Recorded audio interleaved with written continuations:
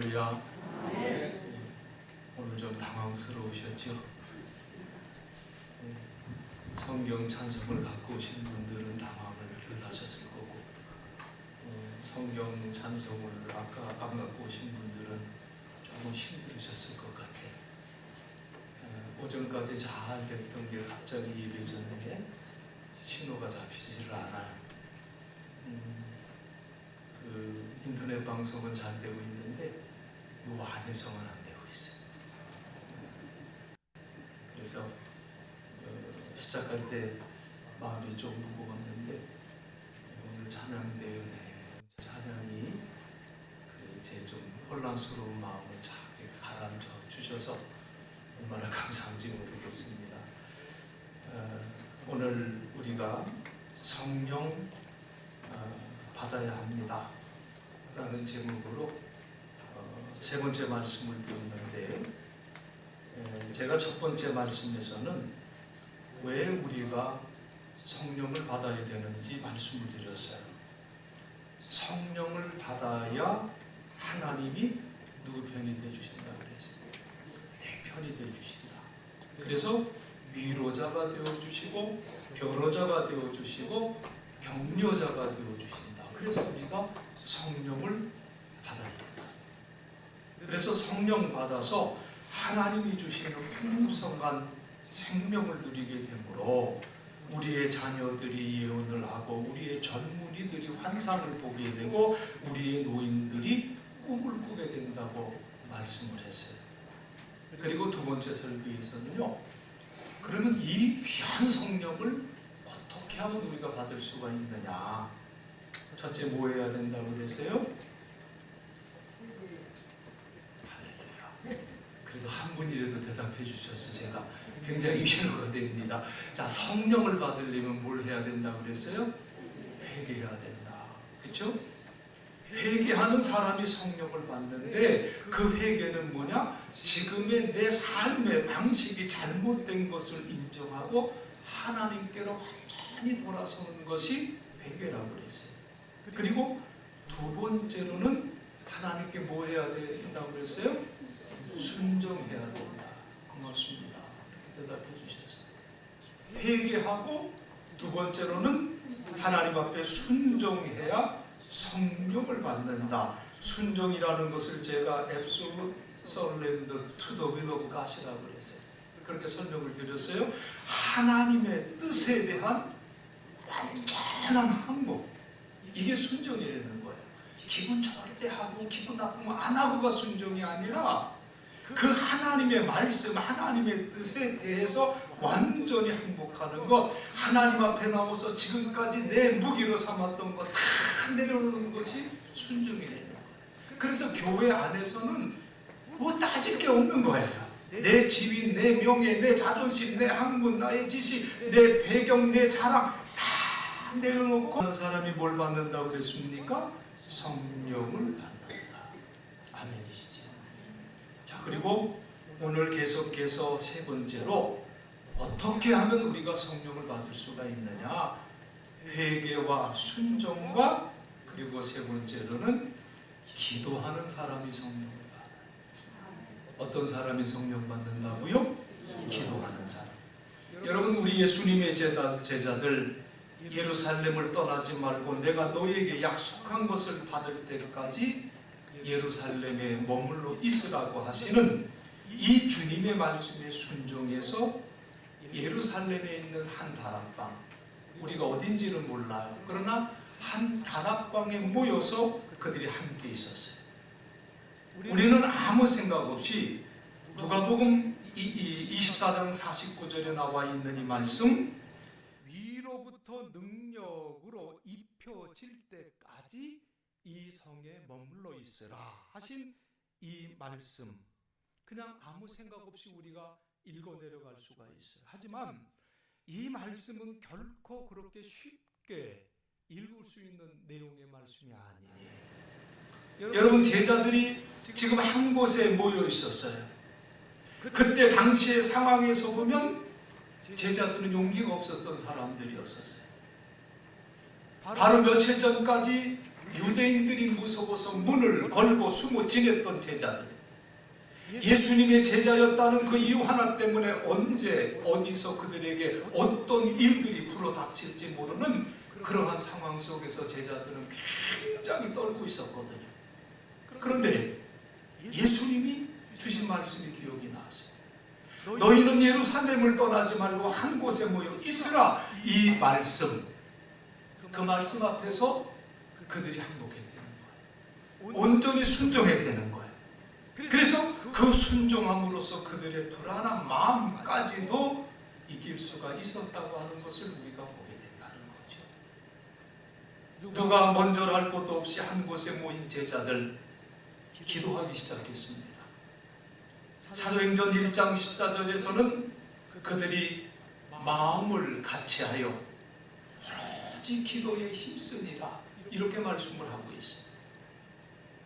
뉴 킹 제임스 버전에서는 이 모든 사람들이 합심하여 기도와 간구를 계속했다라고 이렇게 기록되어 있어요.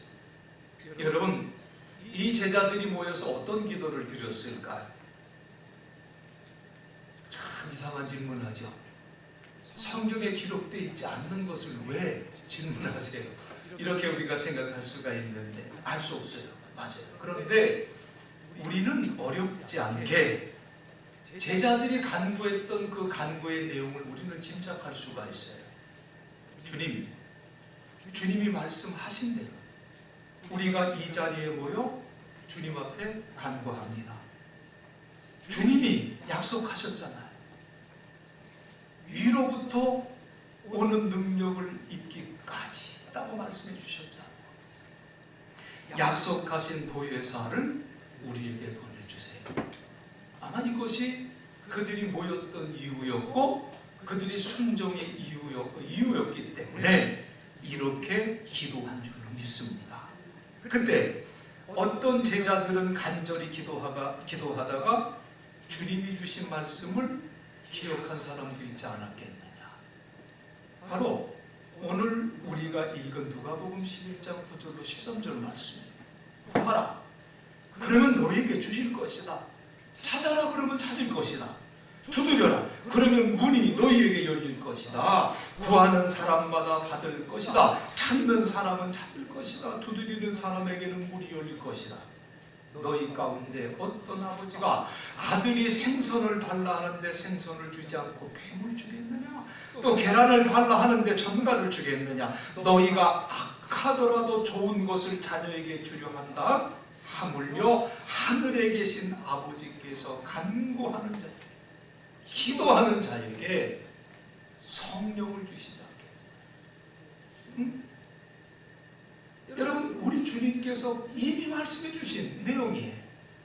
이 말씀에서 예수님은 하나님과 우리의 관계를 아버지와 아들의 관계로 말씀을 했어요. 뭐 아버지와 딸의 관계도 상관이 없어요. 아버지와 자녀의 관계예요. 여러분, 자녀에게 있어서 아버지는요, 어떻게 보면 산과 같은 존재예요. 아버지는 자녀들이 요구하는 것을 들어줘요. 함께 놀이공원에 가도 자녀들은 아무런 걱정이 없잖아요. 아버지가 모든 것 다 알아서 해줘요.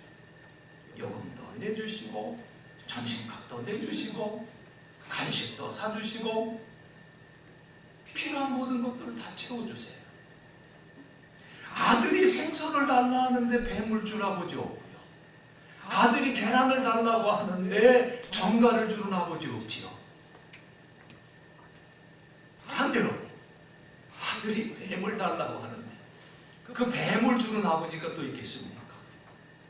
그렇죠.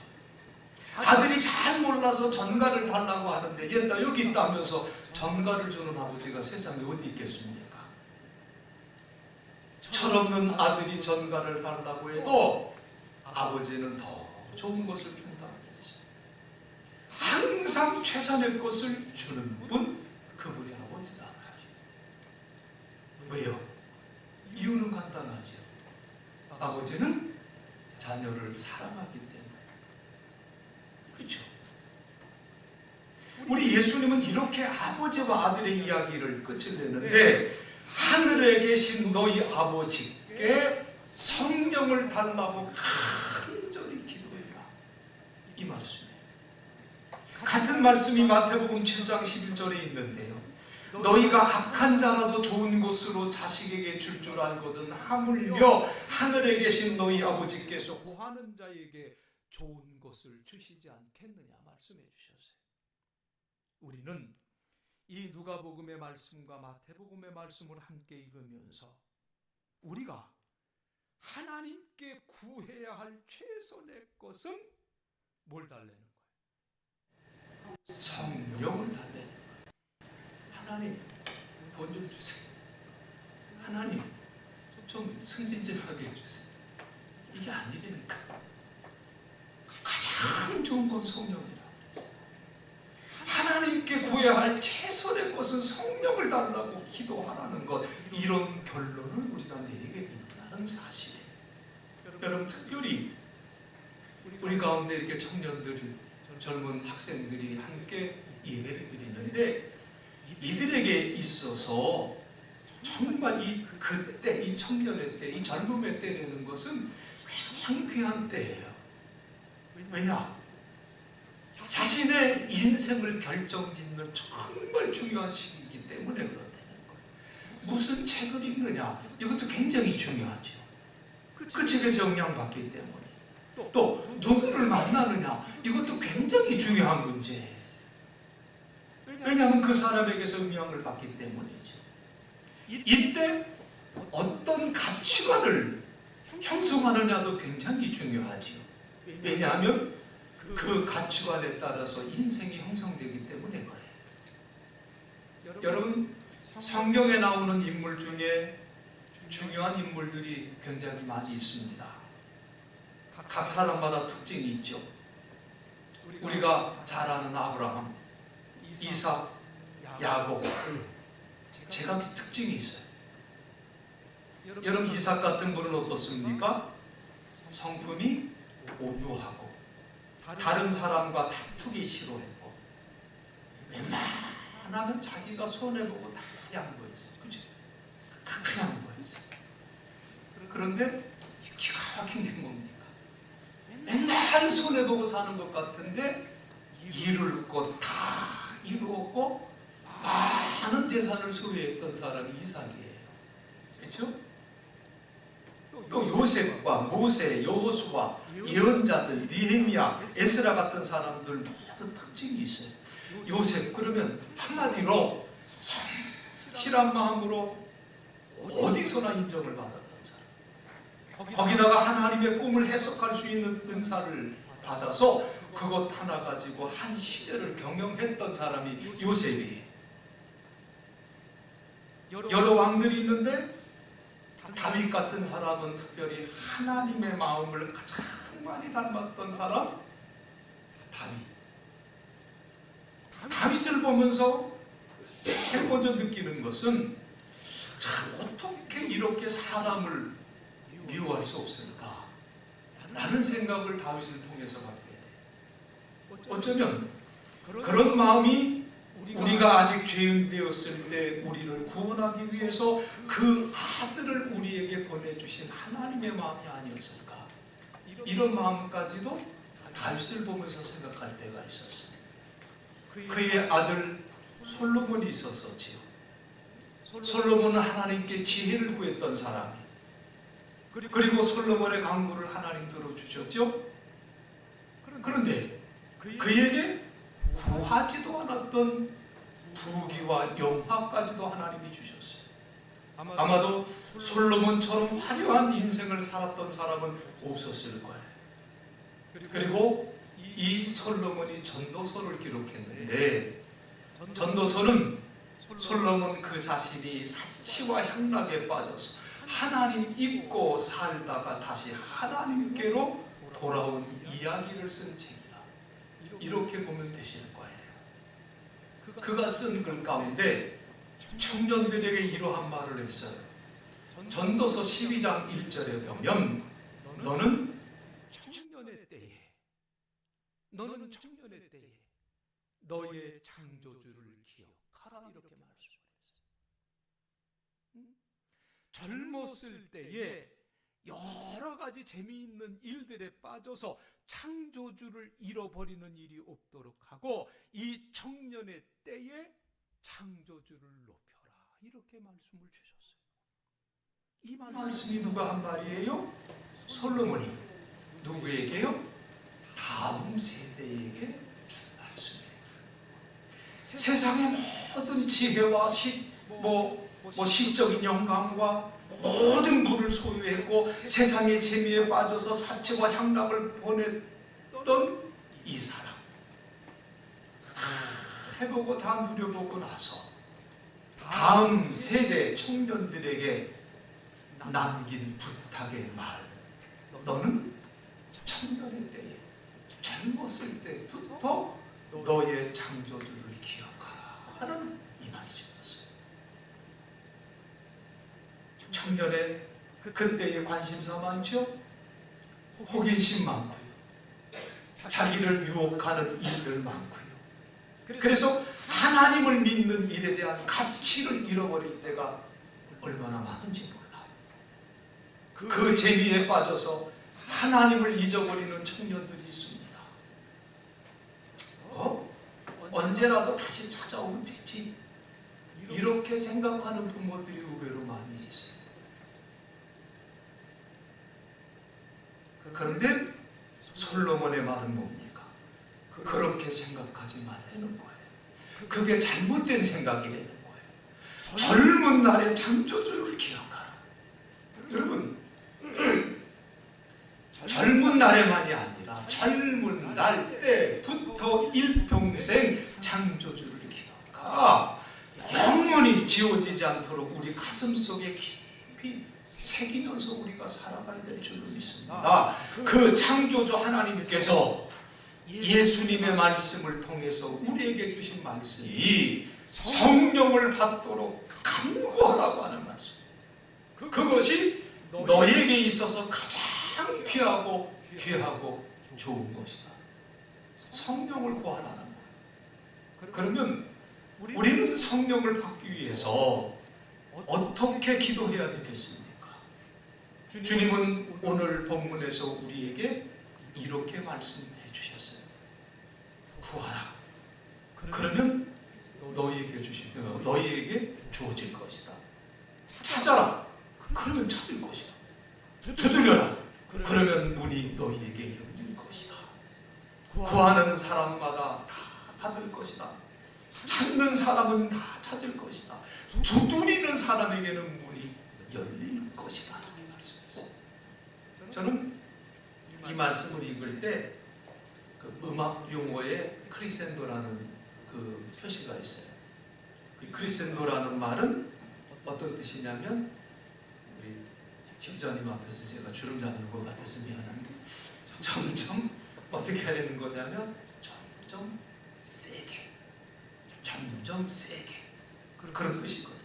그러니까 주님께서 우리에게 주시는데 처음에 뭐하라 그래? 기도할 때 구하라. 그 다음에 뭐라 그래요? 찾으라.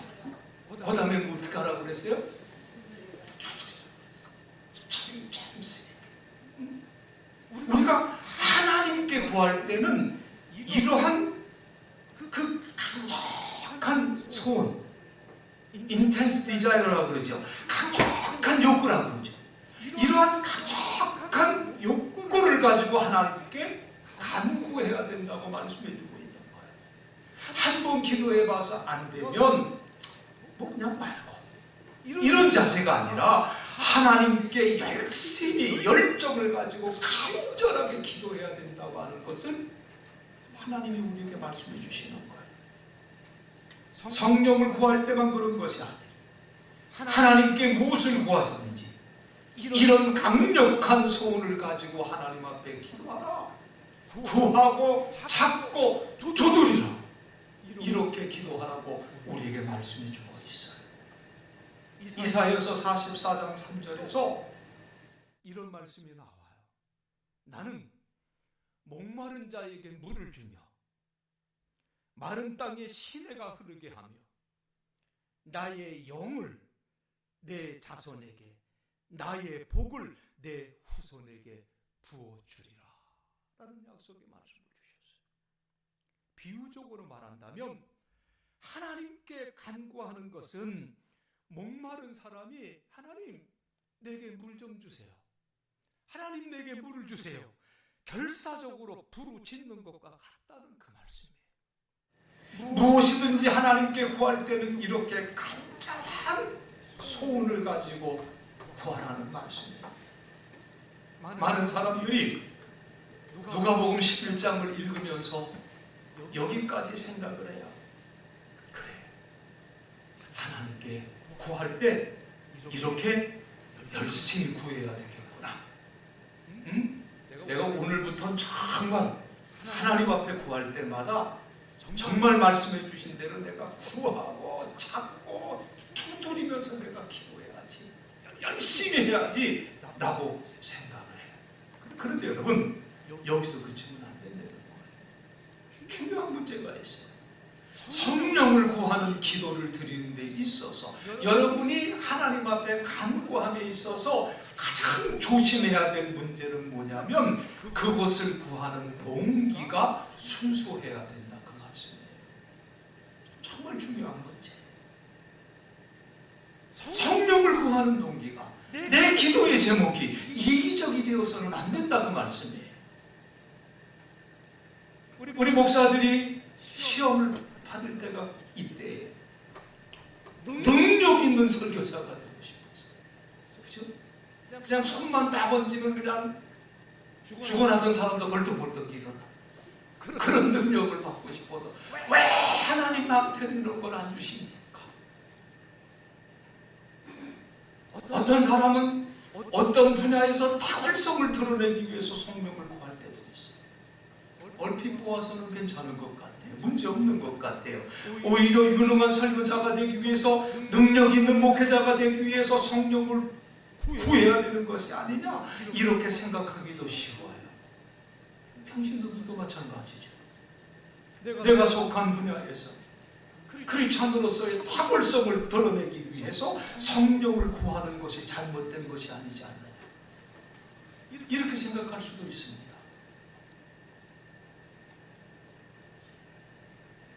토레이 목사님이라는 분이 그가 쓴 What the Bible Teaches라고 하는 성경이 가르치는 것들이라고 번역이 됐는데, 이 책에서 이런 말을 해요.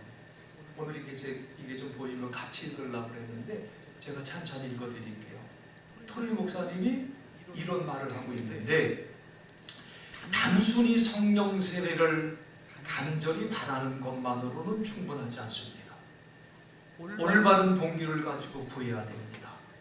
아주 이기적인 동기를 가지고 성령 세례를 구하는 경우도 있습니다. 어떤 사람은 위대한 설교자가 되기 위하여 성령 세례를 바라기도 하고, 위대한 사업가가 되기 위하여, 혹은 어떤 면에서 크리스찬으로서 유명해지기 위해서 성령 세례를 구하는 사람들도 있습니다. 이것은 자신의 이익이나 영광을 구하는 것입니다. 그가 구하는 것은 성령 세례가 아닙니다. 그가 구하는 것은 자신의 영광입니다. 성령 세례는 단지 그 목적을 이루기 위한 수단일 뿐입니다. 이렇게 얘기를 했어요. 여러분, 사탄의 그 유혹들은 굉장히 다양한데, 그 사탄의 다양한 그 유혹 가운데 가장 교묘하고 위험한 것은요, 우리 자신의 목적을 위해서 가장 신성한 은사인 성령 세례를 구하도록 우리를 유혹한다는 거예요. 그렇기 때문에 우리가 확실하게 해야 될 것이 뭐냐면, 나는 왜 성령 세례를 원하는가? 나는 왜 성령 충만함을 구하는가? 이 질문 앞에 우리의 대답이 분명해야 된다는 말씀이에요. 유명한 설교자가 되기 위해서, 성공한 사업가가 되기 위해서, 크리스찬으로서 나의 전문 분야에서 내가 탁월한 사람이 되기 위해서, 아니 그래야 전도리도 더 잘할 것 아닙니까? 그런데 여러분, 이게 정답이 아니라는 거예요.